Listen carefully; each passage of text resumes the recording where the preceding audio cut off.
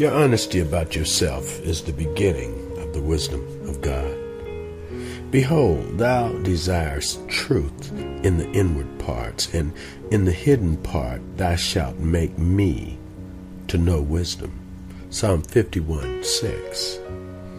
Truth isn't always a beautiful thing. Sometimes it can be very disturbing, even very painful.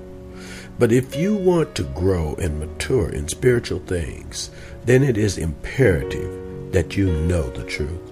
The hardest truth to face is that you were shapen in iniquity and in sin. Psalm 51:5. In other words, you are a born sinner. There isn't one good thing in you, and without me, you are a lost, rebellious sinner. You are among those of whom it is written, there is none righteous, not one, no, not one, for all have sinned and come short of the glory of God. Romans 3:10 and 23. All the righteousness which you have now is that which has been imparted to you through my shed blood and my great mercy. Many of my children who have been forgiven suddenly think they are perfect and without sin, yet all the while they sin with thought, word, and deed. But they refuse to accept the fact that they have not overcome even the little sins, so they live the life of a hypocrite. You must begin to know me by knowing yourself. You are a sinner, and there is no good thing in you.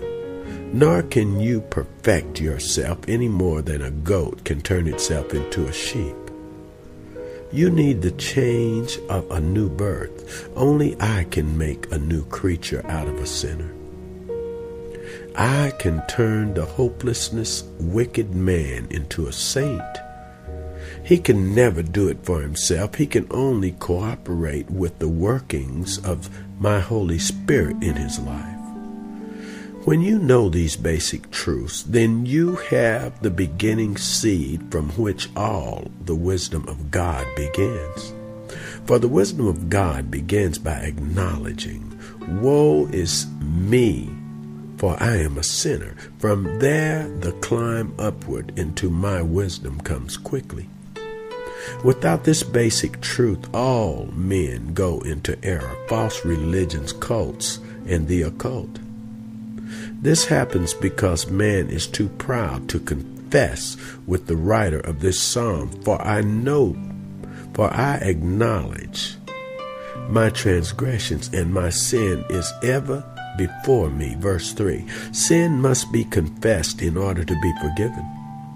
And sin must be forgiven in order for one to come into the knowledge and wisdom of God.